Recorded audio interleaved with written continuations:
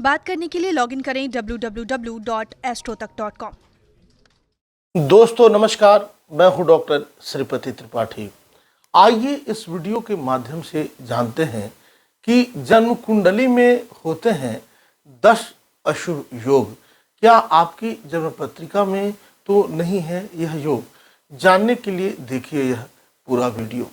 जन्म कुंडली में 2 या उससे ज़्यादा ग्रहों की युति, दृष्टि, भाव आदि के मेल से योग का निर्माण होता है। ग्रहों के योगों को ज्योतिष फलादेश का आधार माना गया है। अशुभ योग के कारण व्यक्ति को जिंदगी भर तकलीफ झेलना पड़ता है। पहला योग है चंडाल योग। कुंडली के किसी भी भाव में बृहस्पति के साथ राहु या केतु का होना या दृष्टि आदि होना चंडाल योग बनाता है। इस योग का बुरा असर शिक्षा, धन और चरित्र पर होता है। जातक बड़े बुजुर्गों का निरादर करता है और उसे पेट एवं श्वास के रोग हो सकते हैं। इस योग के निवारण हेतु उत्तम चरित्र रखकर पीली वस्तुओं का दान करें। माथे पर केसर, हल्दी या चंदन का तिलक लगाएं। संभव हो तो एक समय ही भोजन करें और भोजन में बेसन का उपयोग जरूर करें, अन्यथा प्रति गुरुवार को व्रत करें। दूसरा है अल्पायु योग। जब जातक की जन्म कुंडली में चंद्र पाप ग्रहों से युक्त होकर त्रिक स्थानों में बैठा हो या लग्नेश्वर पाप ग्रहों की दृष्टि हो और वह शक्तिहीन हो तो अल्पायु योग का निर्माण होता है। अल्पायु योग में जातक के जीवन पर हमेशा संकट मंडराता रहता है।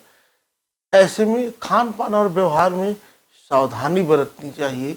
अल्पायु योग के निदान के लिए प्रतिदिन हनुमान चालीसा, महामृत्युंजय मंत्र का पाठ करना चाहिए और जातक को हर तरह के बुरे कार्यों से दूर रहना चाहिए। तीसरा योग है ग्रहण योग। ग्रहण योग मुख्यतः 2 प्रकार के होते हैं, सूर्य और चंद्र ग्रहण। यदि चंद्रमा पाप ग्रहण या केतु के साथ बैठा हो तो चंद्र ग्रहण और सूर्य के साथ राहु हो तो सूर्य ग्रहण होता है। चंद्र ग्रहण से मानसिक पीड़ा और माता को हानि पहुंचती है। सूर्य ग्रहण से व्यक्ति कभी भी जीवन में स्टेबल नहीं हो पाता है, हड्डियां कमजोर हो जाती हैं, पिता से सुख भी नहीं मिलता। ऐसी स्थिति में 6 नारियल अपने सिर पर से वार कर जल में प्रवाहित करें। आदित्य हृदय स्तोत्र का नियमित पाठ करें। सूर्य को जल चढ़ाएं। एकादशी और रविवार का व्रत रखें। दाढ़ी और चोटी न रखें। चौथा वैधव्य योग। वैधव्य योग बनने की स्थितियां हैं। वैधव्य योग का अर्थ है विधवा हो जाना। सप्तम भाव का स्वामी मंगल होने एवं शनि के तृतीय, सप्तम या दशम स्थिति पर पड़ने से वैधव्य योग बनता है। सप्तमेश का संबंध शनि मंगल से बनता हो एवं सप्तमेश निर्बल हो तो वैधव्य योग का सृजन होता है। जातिका को विवाह के 5 साल तक मंगला गौरी का पूजन करना चाहिए। विवाह पूर्व कुंभ विवाह करना चाहिए और विवाह होने के बाद इस योग के पता अगर चलते हैं इस योग के बारे में तो दोनों को मंगल और शनि के उपाय जरूर करने चाहिए। 5वां है दारिद्र्य योग। किसी जातक की जन्म कुंडली में अगर हमें घर का स्वामी ग्रह कुंडली के 6वें, 8वें अथवा 12वें घर में स्थित हो जाए तो ऐसी कुंडली में दारिद्र्य योग बन जाता है। दारिद्र्य योग के प्रबल प्रभाव में आने वाले जातकों की आर्थिक स्थिति जीवन भर खराब ही रहती है तथा ऐसे जातक को अपने जीवन में अनेक आर्थिक संकट का इन्हें सामना करना पड़ता है। 6ठा है खड़यंत्र योग। यदि लग्नेश 8वें घर में बैठा हो और उसके साथ कोई अशुभ ग्रह न हो तो खड़यंत्र योग का सृजन होता है। जिस स्त्री पुरुष की कुंडली में यह योग होता है वह अपने किसी करीबी के षड्यंत्र का शिकार होता है। इससे उसे धन संपत्ति एवं मान सम्मान आदि का नुकसान उठाना पड़ सकता है। इस दोष को शांत करने के लिए प्रत्येक सोमवार के दिन भगवान शिव और शिव परिवार की पूजा करनी चाहिए। प्रतिदिन हनुमान चालीसा का पाठ करते रहना चाहिए। इससे हनुमान जी की कृपा बनी रहेगी। 7वां है कुज योग। यदि किसी की कुंडली में मंगल चतुर्थ, लग्न, सप्तम, अष्टम या द्वादश भाव में हो तो कुछ योग बनता है। ऐसे मांगलिक दोष इसे कहते हैं मांगलिक दोष भी। जिस स्त्री या पुरुष की कुंडली में कुछ दोष हो उसका वैवाहिक जीवन कष्टप्रद रहता है। इसलिए विवाह से पूर्व भावी वरवधु की कुंडली मिलाना अति आवश्यक है।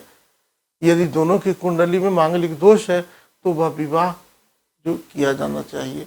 विवाह होने के बाद इस योग का पता चलता है तो पीपल और वटवृक्ष में नियमित जल डालें, इनकी पूजा करें और प्रतिदिन हनुमान चालीसा का पाठ करें। इससे निश्चित रूप से लाभ मिलेगा। 8वां के मध्यम योग। यदि किसी कुंडली में चंद्रमा अमंगल और अगले और पिछले दोनों ही घरों में कोई ग्रह न हो तो यह कुंडली में जब चंद्रमा द्वितीय या द्वादश भाव में हो और चंद्र के आगे पीछे के भाव में कोई अपजस ग्रह न हो तो के मंद्रुम योग का निर्माण होता है।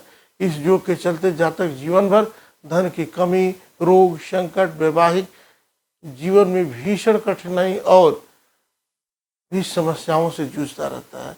इस योग के निदान हेतु प्रति गुरुवार को लाल गुलाब के पुष्प से गणेश और महालक्ष्मी का पूजन करें, मिश्री का भोग लगाएं, चंद्र से संबंधित वस्तुओं का दान करें।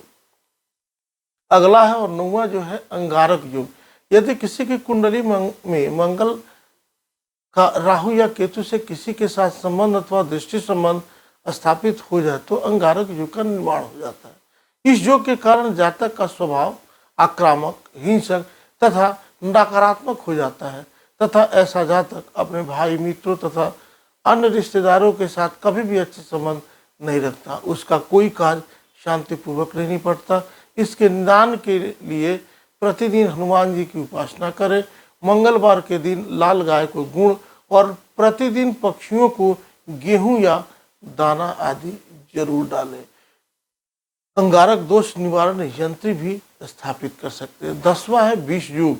शनि और चंद्रमा के युति या शनि की चंद्र पर दृष्टि से विष योग बनता है। कर्क राशि में शनि पुष्य नक्षत्र में हो और चंद्रमा में मकर राशि में श्रवण नक्षत्र में हो तो चंद्र और शनि विपरीत स्थिति में हो और दोनों अपने एक दूसरे स्थान से एक दूसरे को देख रहे हो तभी विष योग बनता है। यदि 8वें स्थान पर राहु मौजूद हो और शनि मेष, कर्क, वृश्चिक लग्न में हो तो भी यह योग बनता है।